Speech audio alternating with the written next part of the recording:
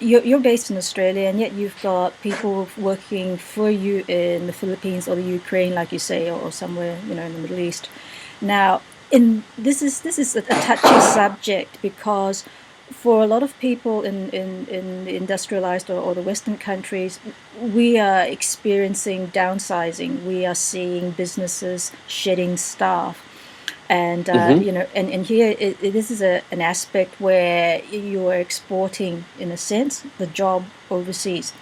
Now, what do you say to people then who feel as though they say, "Oh, you can't do that because it's taking a job away from somebody in your hometown or your home country." So, what do you say to people who've got that sort of a response to what you've just discussed in terms of getting virtual assistants overseas? Yeah. Well, I've got a very different take to many people, and I'm very passionate about the country that I live in, Australia, and the Australian economy, and wanting to build wealth in Australia, and I want to see wealth being built in other nations as well. But here's what I know: that if you're in business and you're broke, you're not making any money, then you're not helping any economy.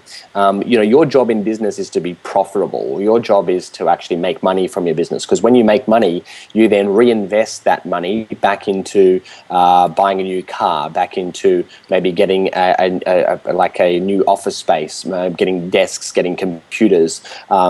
You're going to need to be able to spend more money on you're going to have more money to spend on your marketing, and so that pours huge amounts of dollars back into the economy when you're profitable.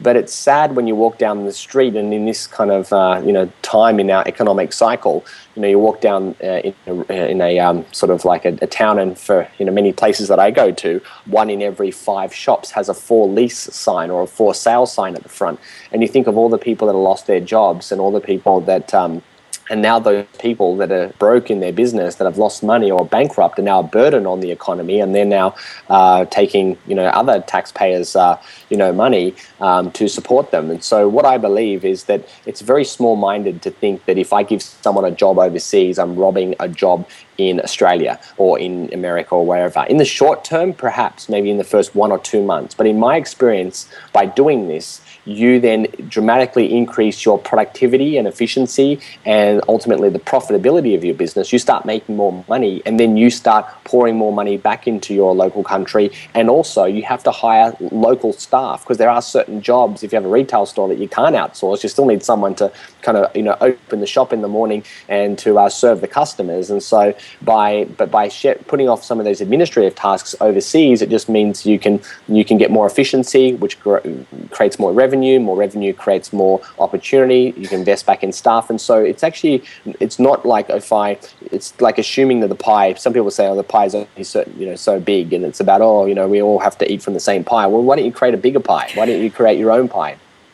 And there's so many opportunities out there, and it's not like a win-lose situation here. It's actually a win-win-win. It's a win for you because your business grows, and now you've got money and you're able to enjoy a better lifestyle.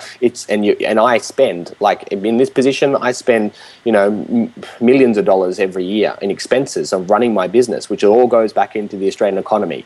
But if I want to hold on to the past, then I want to go, let's support local jobs and let's not employ anybody else overseas. Then many of people that I know are going broke in their business, and they're, like I said, a burden. So it's a win for you, the business owner. It's a win for the person in the other country, because they get employment that they otherwise wouldn't have had at a better rate. And ultimately, the economy benefits as well by that increase in productivity and efficiency. So anyway, that's my take, and I think that is the future. And anyone that wants to hold on to the past will pretty much find themselves, struggling in the future, because we live in a global economy now. And if you're not thinking global and you're not thinking